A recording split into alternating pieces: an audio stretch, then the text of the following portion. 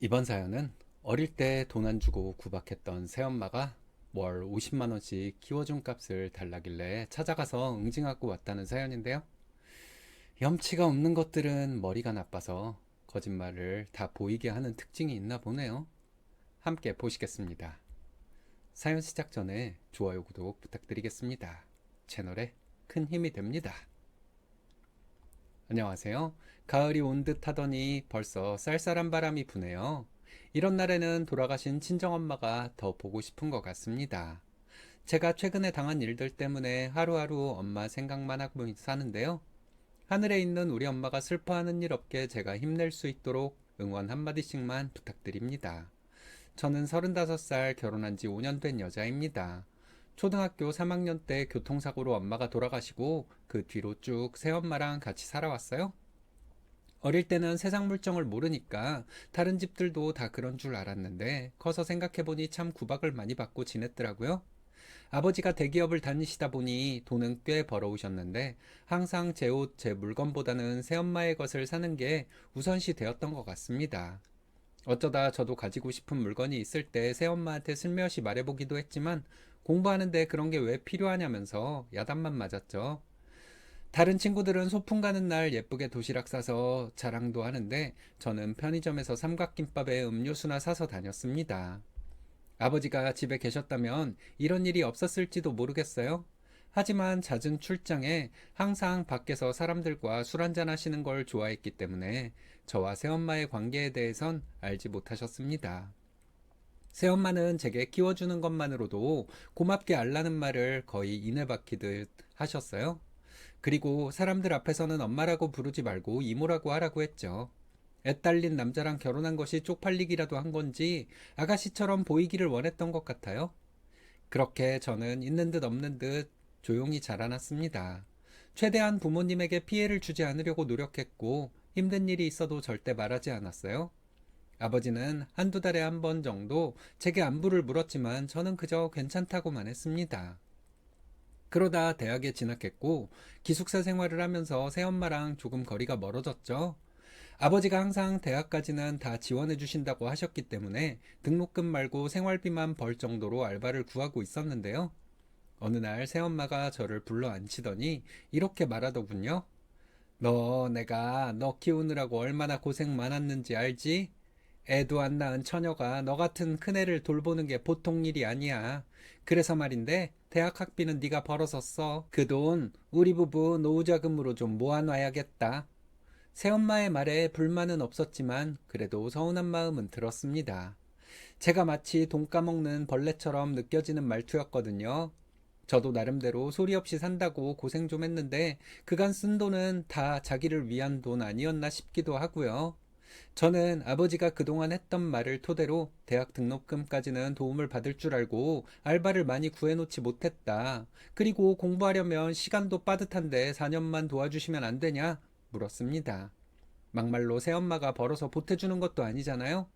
그러자 제게 네 아버지가 그렇게 말한 건 양심상 한 말이지 진심은 아닐 거다. 이미 나랑 지방에 별장 지어서 살기로 했으니 구질구질하게 욕심내지 말고 알아서 앞가림하라고 하더군요. 그러면서 기집년이 왜 이렇게 눈치가 없는지 모르겠다고 조용히 혼잣말을 하길래 그냥 그 길로 집을 나와서 연락하지 않고 지냈어요. 그렇게 가지고 싶어 하는 돈 그냥 가지라고 하고 더러운 얼굴 안 보고 살고 싶었습니다. 대학 다닐 때 과외고 알바고 가리지 않고 정말 열심히 했어요. 성적도 떨어지면 안 되니까 진짜 열심히 공부하면서 살다 보니 건강이 금방 안 좋아지더라고요. 갑상선에 문제가 생겨서 남들보다 쉽게 피로감을 느끼고 어지럼증도 생겨버렸습니다. 하지만 절대 친정에 손 벌리지 않고 졸업, 취업까지 해냈죠. 남편은 그 시절 제 옆에 있어준 사람이에요. 너무 서럽고 힘들었지만 가족을 대신해서 남편이 있다는 사실에 마음이 든든했습니다. 그리고 10년 정도 연애를 하다 보니 시엄마랑은 거의 엄마와 딸 사이가 되어버렸어요. 처음엔 어른과의 관계를 어떻게 해야 하는지 잘 모르다 보니 서먹서먹하게 대했는데 시어머니는 저를 많이 아껴주셨어요. 제 생일 때마다 미역국을 끓여서 먹이는 건 물론이고 몸에 좋다는 것들 한약 다 해주셨습니다. 처음엔 시어머니도 무슨 꿍꿍이가 있어서 저에게 잘해주시는 줄 알고 엄청 경계했어요. 그런데 그걸 아셨는지 어느 날은 가시돋친 저와 손을 잡고 대화해 주시면서 나는 네가 친딸처럼 너무 예쁘고 소중하다. 앞으로 우리 아들하고 살면서 네가 못 받았던 사랑 이리저리 많이 받았으면 좋겠다. 진심으로 말씀해 주셨어요. 그 순간 저는 눈물이 나서 견딜 수가 없었습니다. 피 한 방울도 섞이지 않은 사람이 해주는 말 속에서 처음으로 온기를 느꼈거든요. 결혼할 때도 시어머니를 보면서 많이 울었던 것 같아요. 돌아가신 우리 엄마가 거기 앉아서 저를 지켜보는 것처럼 느껴졌거든요. 저는 정말 마음을 다해 저를 사랑해주시는 시부모님께 잘해야겠다는 생각을 했습니다. 그래서 명절이고 주말이고 상관없이 시부모님과 함께 좋은 시간을 많이 보냈죠. 그러던 어느 날 새엄마한테 전화가 왔습니다. 아버지가 퇴직하시고 지내시는데 집에를 한 번 안 오냐면서 술을 많이 드시던 양반이라 간이고 뭐고 전신이 다 망가졌다 하더니 병원에 주기적으로 가서 검사도 하고 영양제도 맞으려면 타다리 돈이 필요한데 저에게 달라고 하는 것이었어요. 솔직히 한 달에 병원비가 얼마나 나오겠어요? 보험도 빵빵하게 들어놓았을 텐데 제게 50만 원이나 내놓으라고 하더라고요. 전 너무 어이가 없어서 지금까지 제 등록금도 안 주시고 돈 모은 이유가 노후자금 마련하려고 하신 거 아니냐고. 근데 왜 이제 와서 나한테 돈을 달라고 하시냐고 따졌습니다. 그러자 그건 그때 상황이었고 누가 이렇게 아플 줄 알았냐면서 저를 완전히 불효자로 만들더군요. 제가 아직도 어릴 때 그대로인 줄 알았는지 또 함부로 욕지거리를 하려고 하길래 그딴 식으로 말할 거면 앞으로 전화하지 말라고 하고 끊었습니다. 물론 마음은 좋지 않았어요. 아버지한테 전화해서 확인을 해볼까도 싶었지만 그렇게 되면 또 새엄마가 닥달을 해댈 게 뻔하니 혹시 모를 상황에 보태드릴 돈만 조금씩 모아뒀습니다. 솔직히 그 돈도 제게 부담이 안 되는 건 아니었어요. 아이를 낳을 계획을 하고 있었고 난임 때문에 병원을 다니고 있었던 입장이라 돈이 꽤 들어갔었거든요. 친정엄마가 살아있으면 이런 고민들을 다 털어놓고 의지했을 텐데 누구한테 하소연도 못하고 혼자 눈물만 삼키면서 꾸역꾸역 버텼습니다. 여자가 임신을 못한다는 게 얼마나 힘든 일인지 아시는 분들은 아실 거예요. 그러다 정말 천운처럼 아이가 찾아왔는데요. 오랫동안 기다려오던 소식이라 친정엄마가 제 마음을 알고 선물처럼 보내준 건가 싶기도 했죠. 임신하고 나서는 시댁에서도 많이 보살펴 주시고 저도 정말 조심하려고 노력 많이 했습니다. 스트레스 받는 상황도 피하고 좋은 것만 보고 듣고 먹으려고 했어요. 근데 제가 너무 설레발을 떨어서인지 아님 몸이 정말 안 좋은 건지는 몰라도 얼마 가지 않아 유산이 되었어요. 의사 선생님은 제게 너무 자책하지 말고 몸을 충분히 회복하게 되면 다시 기회가 올 것이라 생각하자고 하셨지만 저는 하늘이 무너지는 것 같았습니다. 아이를 잃은 내가 병원에 누워있을 필요가 있나? 내 몸을 챙겨서 뭐하나 싶었죠. 시어머니는 힘들어하는 저를 가만히 두실 수 없었는지 제 옆에서 계속 말동무를 해주시며 저를 다독이셨어요. 아이가 없어도 네가 내 며느리인 것에는 변함이 없다며 아이보다 이미 우리 식구가 된 네가 더 중요하니 너무 속 끓지 말라고 해주셨습니다. 그러면서 출산한 산모에게 하듯 미역국이며 몸에 좋은 것들을 전부 대접해 주셨어요. 그때 시어머니가 옆에 안 계셨다면 안 좋은 생각을 했을지도 모르겠네요. 근데 친정에서는 제가 유산했다는 소식을 듣고 전화 한 통만 걸고는 얼굴도 내비치지 않았습니다. 아버지가 아파서 병문안을 못 가겠다는 게 이유였죠. 새엄마는 유산을 너만 해본 것도 아니고 이 세상에 그런 일 겪고도 잘 사는 사람이 얼마나 많은데 그렇게 슬퍼하냐며 오히려 별것 아니라는 듯 말하더라고요. 그 말을 듣는데 정말 같은 여자로서도 정이 다 떨어지는 것 같았습니다. 자기 배 아파서 낳은 자식이 없어 봐서 그런가 완전히 사이코 아니고서야 어떻게 그렇게 말을 할 수 있는지 그러면서 네가 네 아빠 아팠을 때 제대로 찾아뵙고 챙겼으면 이런 일도 없었을 수도 있다는 식으로 저주를 퍼붓길래 더 이상 상종을 말아야겠다 싶어서 전화를 끊었어요. 그리고 그동안 친정에 보태려고 모아뒀던 돈을 전부 시어머니께 드려버렸어요. 입원하는 동안 챙겨주신 것들이 너무 많아서 감사했다고 얼마 안 되지만 좋은 옷이나 가방이라도 하나 사시라고 했습니다.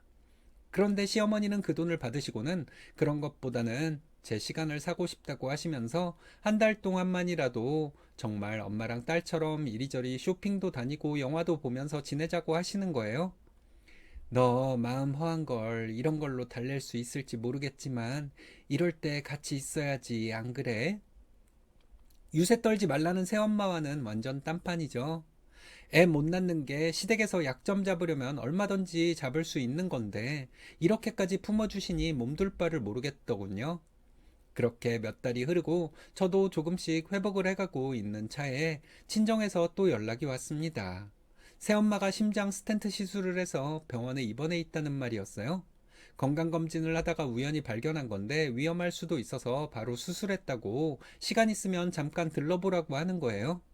친정아버지도 제게 이런 말을 하기 민망했는지 내가 너한테 병수발 같은 거 하라는 건 아니지만 그래도 자식된 도리로서 얼굴은 비춰야 하지 않겠냐고 돌려서 권유하셨습니다. 딸이 죽을 듯이 아팠을 때는 모른 척 하다가 이제 도리고 어쩌고 하고 싶냐고 퍼부어버리고 싶었지만 그래봤자 정신 차릴 양반도 아니라서 그냥 알겠다고 했어요. 근데 지금 생각해보면 이때 그냥 무시하고 연락을 끊어버리는 게 맞았던 것 같습니다. 남편도 가봤자 당신 속 긁는 말만 하지 좋은 말 하겠냐며 안 보고 사는 게 나을 거라고 했는데 제가 그냥 넘겼거든요. 전화가 온 당일 곧바로 병원에 가보니 새엄마 혼자 심심한지 휴대폰만 들여다보고 있더군요. 그러다 제가 온 걸 보더니 안 올 줄 알았는데 왜 왔냐는 식으로 말하고는 기분 나쁜 표정이었습니다. 누가 자기 보러 오는 게 좋은 줄 알고 그러는지 눈치 없는 말만 해대길래 아버지가 전화가 왔는데 어떻게 안 와보겠냐고 몸은 좀 어떠냐 물었어요.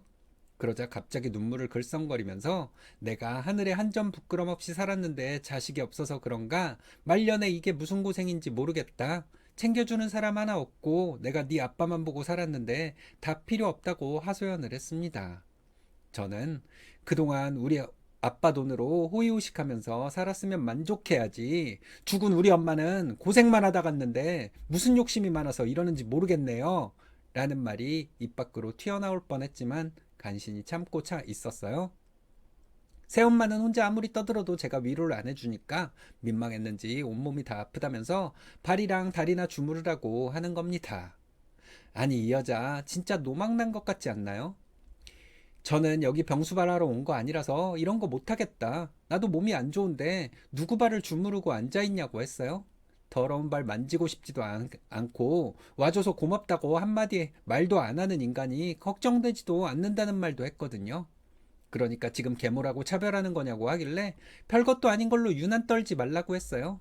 내가 입원했을 때는 신경도 안 쓰시고 유난 떨지 말라고 했던 거 똑같이 돌려준 거죠. 새엄마는 그 말을 듣더니 헛기침을 캑캑하고는 젊은 네가 아픈 거랑 늙은 내가 아픈 거랑 같냐면서 6인실 병실에 있는 사람들에게 들으라는 양 늙은 엄마한테 이렇게 못되게 구는 게 어디 있냐고 소리를 지르더라고요. 대학 가더니 키워준 정 싹 잊고 엄마 대접도 안 해주더니 이제는 아프다고 홀대하는 거냐? 아무리 내가 새엄마라 해도 품에 안고 키운 세월이 있는데 너 때문에 애도 못 낳고 내 인생 망친 거 아니야? 소리를 쩌렁쩌렁 지르니 옆 침대 아줌마들이 듣고 속닥속닥 제 욕을 하는 게 들렸습니다. 주변에서 다들 자기 편을 들어서 신이 났는지 갑자기 네 아버지 병원비 우리 생활비 할 돈 조금 보태달라고 한 거는 왜 들은 채 만채 하냐. 부모고 뭐고 나몰라라 하고 사는 천하의 호로 자식이 되고 싶냐. 당장 이번 달부터 50만 원씩이라도 붙이라고 하더군요. 저는 이때 딱 알았어요. 이 사람 아직도 내가 어릴 적 고분고분하던 성격으로 사는 줄 아는구나. 한번 세게 나가야 한다는 걸요. 그래서 새엄마가 어쩌고저쩌고 말하고 있을 때 침대 커튼을 확 걷어버렸습니다. 그리고 쏙닥거리던 아줌마들 잘 들리라고 또박또박 말했어요. 돈 때문에 우리 엄마 자리 꿰차고 나서 사모님 소리 듣고 살았으면 잘 산 거지 뭘 내 탓을 해요. 그리고 참고서 하나 편하게 사도록 해준 적 있어? 맨날 눈치 보이게 지랄지랄 해댔으면서 누가 보면 아주 다정한 새엄마인 줄 알겠네. 나 대학 때부터 내가 돈 벌어서 지금까지 살았어요. 다들 보세요. 대학 들어가자마자 자식한테 돈 끊어버린 분 있으시면 저한테 말씀해 주세요. 하고 병실이 쩌렁쩌렁 울리게 말했습니다. 눈물이 나려는 거 억지로 참고 말했던 건데 거기 계시던 어른들은 숨을 죽이고 저를 보고 있었고 새엄마도 당황했는지 자기가 언제 그랬냐며 변명을 하려고 했어요. 저는 딸이 유산을 하면 친정엄마는 피눈물을 흘릴 텐데 당신은 뭐라고 했냐? 너만 유산하는 거 아니니 오버하지 말라고 하지 않았냐? 그게 천하의 개 같은 계모 아니고 뭐냐고 막말을 해버렸습니다. 그리고 50만 원이고 뭐고 당신한테는 50원도 아까우니까 돈 이야기하면 입을 확 꼬매버릴 거다. 아버지보다 당신이 먼저 가길 바란다. 아버지 재산 나한테 오는 거 싫으면 다 쓰고 가라. 나한테 아무 말 하지 말고 그동안 나한테 함부로 한 거 미안해하며 살라고 했죠. 아줌마들은 그제서야 상황 파악이 되었는지 개모년 나쁜 년이라며 새엄마를 욕했어요.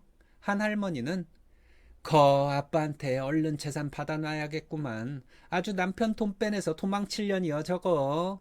내가 저거 남편 오면 지금 있었던 일 다 말해줘야겠구만. 나도 계모한테 자라서 그맘 알지. 하시더라고요. 그 말을 듣고 새엄마는 최후의 수단으로 제 이런 언행을 아버지한테 다 일러바칠 거라고 협박을 하더군요. 아버지가 알면 호적에서 파버린다고 할 거다. 너 결혼했다고 그게 전부인 줄 아냐? 친정이랑 연 끊기면 시댁에서도 아마 구박받을 거라며 온갖 역겨운 말을 퍼부었습니다. 아니, 사람이 늙으면 원래 저렇게 추해질 수가 있는 건가요? 어떻게 남한테도 못할 욕을 이렇게 하는지 이러면 제가 무서워할 줄 알았나 보죠? 네, 호적에서 파세요. 저는 이미 시부모님이 제 부모님이 되어주신 지 오래예요. 당신 밑에서 눈칫밥 먹으며 산 세월을 시어머니가 다 채워주고 계시니까 걱정하지 마시고요. 근데 당신은 다 늙어 빠져가지고 이제 돈 뜯어낼 구멍도 없어지는데 어쩌려고 이래요? 그리고 그 자리에서 바로 아버지한테 전화를 걸어서 새엄마가 저를 호적에서 판다고 하니까 어쩔 수 없이 파여야겠다고 새엄마랑 행복하게 사시고 연락하지 마시라고 하고 끊었습니다. 제가 이렇게 세게 나올 줄 몰랐는지 후폭풍이 두려웠던 새엄마는 그제서야 왜 장난으로 한 말을 이렇게까지 진지하게 받아들이냐고 하더라고요. 장난은 개뿔. 저는 이제 와서 수습하려고 하지 말고 평생 유병장수 하시면서 잘 살라고 말하고 병실 밖으로 나왔습니다. 아버지한테 전화가 빗발치는지 새엄마는 휴대폰에 대고 쩔쩔매기 시작했고 저는 새엄마 번호를 차단했어요. 아버지 성격에 새엄마가 저한테 이렇게 말했다는 걸 알면 아마 가만두지는 않을 것 같습니다. 가정에 관심이 없던 사람이긴 해도 새엄마의 악행을 알고 넘어갈 사람은 아니거든요. 아버지가 저에게 전화하기는 뭐 했는지 남편에게 전화를 해서 상황을 물어보고 한번 보자고 했다는데 저는 한두 달 정도는 그냥 두려고 합니다. 시어머니도 제 마음이 안정이 될 때까지 굳이 연락하지 말라고 하시네요. 새엄마라는 인간과 한바탕 한 것은 아무렇지도 않은데 자꾸 돌아가신 엄마랑 시어머니 생각이 나서 울컥할 때가 많습니다. 저를 사랑해주시는 분들만 생각하고 살아도 짧은 인생인데 저는 그동안 뭘 그렇게 참고 살았는지 주변에서 조언해주시는 분들만 있어서도 더 밝고 당차게 자라지 않을까 싶네요. 이제부터는 저를 아껴주는 사람들과 좋은 시간만 보내려고 합니다. 새엄마는 자기 입으로 지은 죄를 언젠간 받겠죠. 저는 진짜로 아빠가 그 인간이랑 안 살았으면 좋겠는데 그럼 아빠 노후에 의지할 사람이 없을 것 같아서 그건 또 아닌 것 같고 혼란스럽습니다. 권선징악이 있었으면 하는데 말이죠. 어쨌든 저는 그쪽 신경 끄고 저의 진짜 가족들만 잘 챙기려고 합니다. 씩씩하게 잘 살아갈 수 있도록 응원 한마디씩 부탁드립니다. 그런 인간이 아빠가 의지할 사람이 될 수 있을까요? 병실 할머니 말대로 늙은 나이에도 남편 돈 다 빼내서 튈 생각이나 하고 있겠죠. 앞으로 무슨 일이 벌어질지 모르겠네요. 내가 신경 쓴다고 될 일 아니니 남편과 시댁에만 신경 쓰시는 게 최선인 것 같은데 여러분들의 생각은 어떤가요?